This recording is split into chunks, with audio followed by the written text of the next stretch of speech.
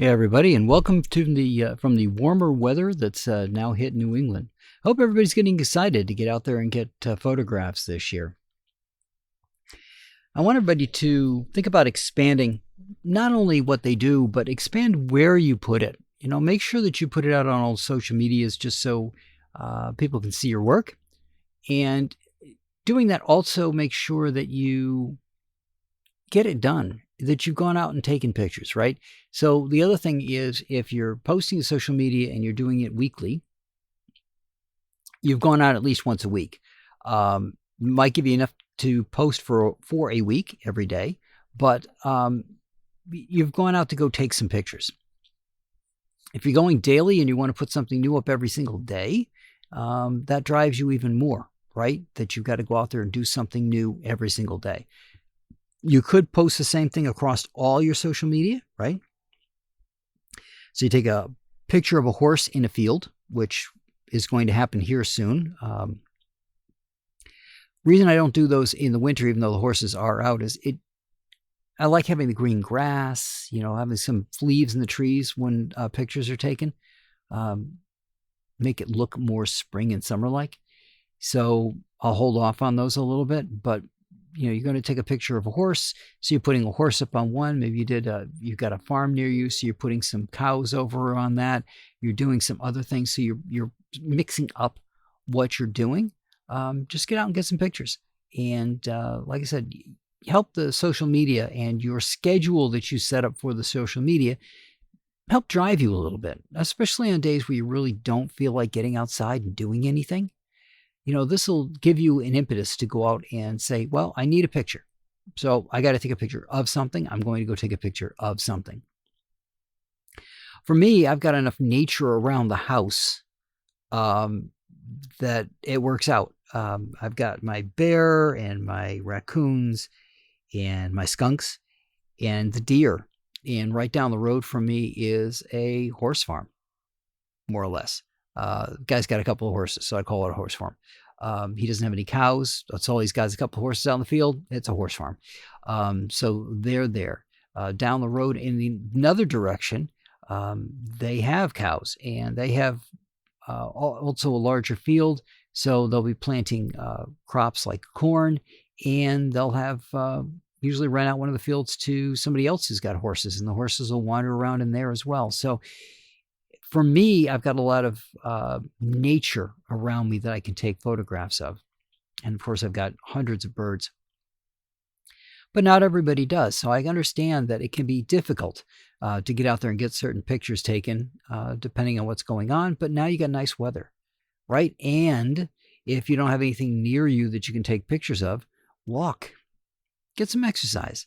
You've been kind of tied up in your house now for several months. Now that the weather's getting nice, get out and take a walk and experience it. You're going to need to get those walking muscles and that endurance back up if you're going to be shooting events or anything like that this year. If you're just doing portraits, maybe not so much, because you can just stand there and take pictures of people over and over again. But if you're going to go out and do any event type stuff, be it a sporting event or a reenactment or anything like that, start to get yourself back into that groove. The last thing you want to do is be chasing after a reenactment or chasing something at a ball game, which, you could be pretty sedentary depending on what kind of ball game you're at, if it's a professional one. But if it's a league game, like for your kids' league or a high school game or something like that, where you have more flexibility to move around and get better shots, you're going to want to have that kind of endurance. The last thing you want is to have a leg cramp while you're trying to get a shot. So get out there and get yourself back acclimated to it. Plus, you don't want to put too much stress on yourself too quickly. If you've been sedentary for the winter, work your way back up to it. Get yourself back into that groove so that you're ready to go when the nicer weather comes around and you're outside the whole time. Also, bear in mind that when you get outside and do that kind of stuff, you're going to make sure that you got water, right? Carry it with you so that you can keep yourself hydrated. Sunscreen, anything like that you're going to need, because remember, it's been a year since you've really been out in the sun, or feels like more than a year since we had a really nice sunny day out there. So Last year you were out in the sun. Your body's adapted to not being in the sun, so you're going to need to cover yourself up a little bit until you get adapted again to what you need to, where your body needs to be for this year. But again, it's April. We're going to have a roller coaster ride of weather in this area. Temperature wise, it's going to be almost 70, and then it's going to go back down to the 40s and 30s and below. So take advantage of the days that we have that are good and get out and do what you need to do and get yourself set up for the photography for this year. And while you're out, what can you take pictures of? All right. So if you're going out and go for a walk, take a camera with you. You don't have to take your whole rig with you if you're not comfortable walking around with a full camera on you. But you got your phone, right? Get out there, and what would you take pictures of? And maybe you come back, you drive down to wherever it was in your car with the camera, and you take the pictures that you need and you go back. Maybe you want to do things with a drone. And so you're scouting out the area while you walk around and see, assuming that the area is eligible for you to use your drone. Always pay attention to any flight restrictions or any air restrictions that you may have for that area that you're in. Remember your airspace. But, get out there and see what you want to take. Take notes by using your camera phone to take pictures of things and jot yourself a little note about what you want to come back and do.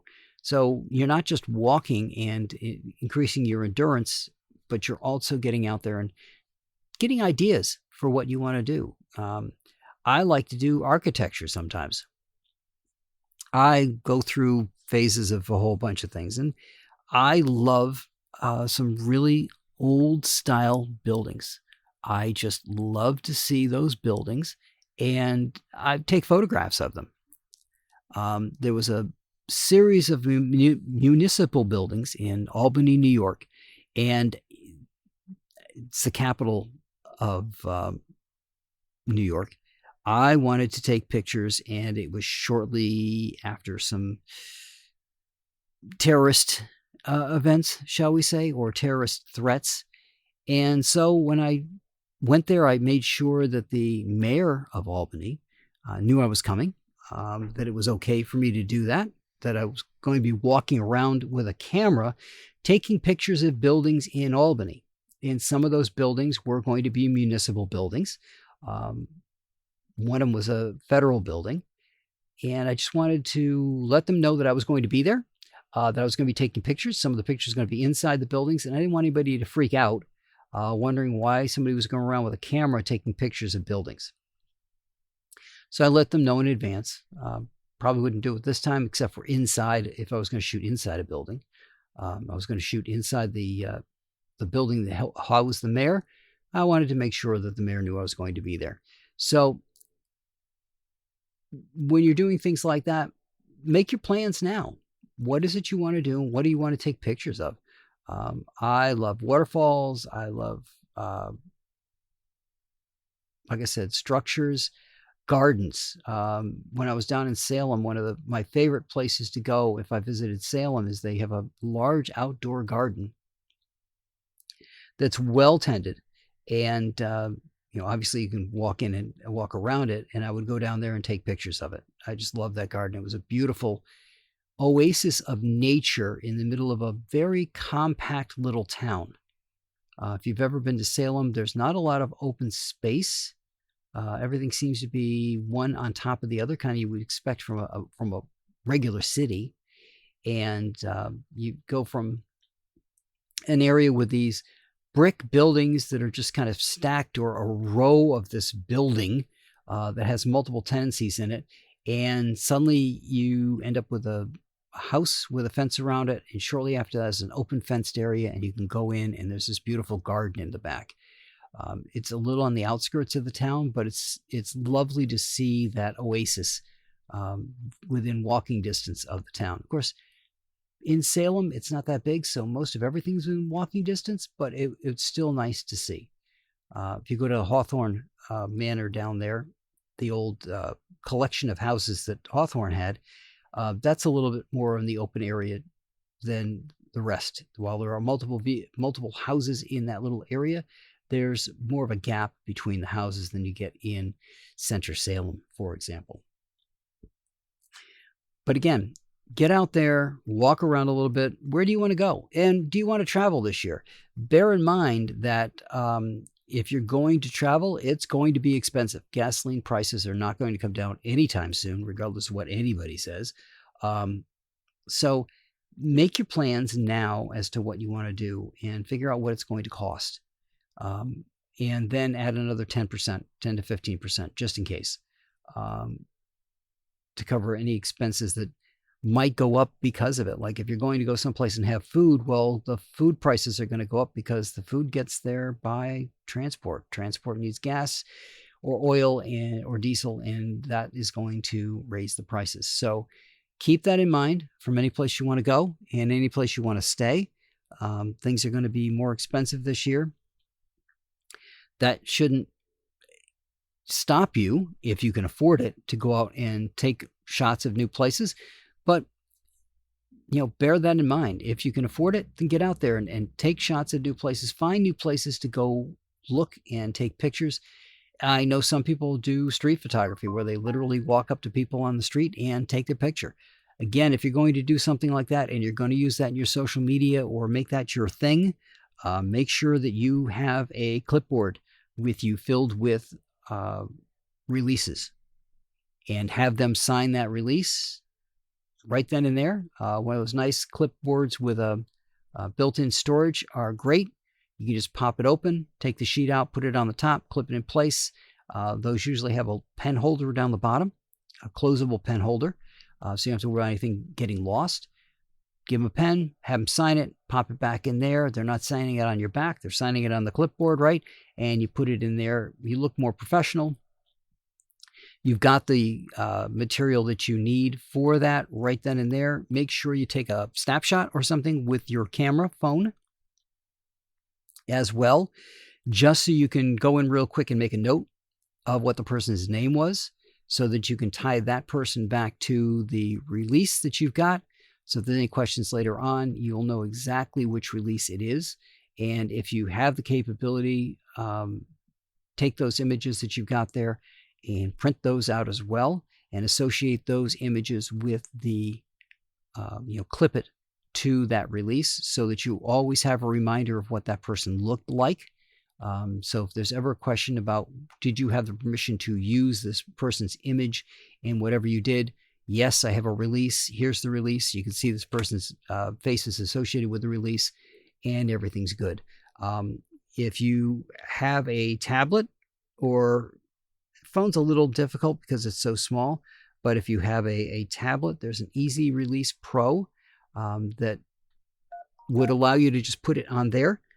Most tablets have a pen capability, especially the Galaxy tabs. So make sure you got something like that. You've got that loaded on there. You've got your release in there, and they can sign it right then and there. And then you can email it to them from the app. So the app will store it until it's got a connection, and then it will send out all of those releases that you've gotten. And so the person will have a copy of their release, as well as you'll have a copy of the release, because you can also send it to yourself as well. So you've got it in the app, plus you've got a PDF, plus they've got a PDF, and you're covered all the way around.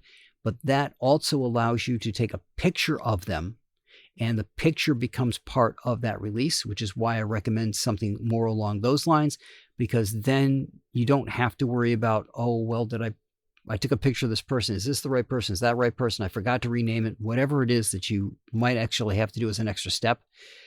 This way, all you have to do is go through and take the picture of them with the release, store it to the release. They sign the release at the bottom. You guys both get copies, and you're all set.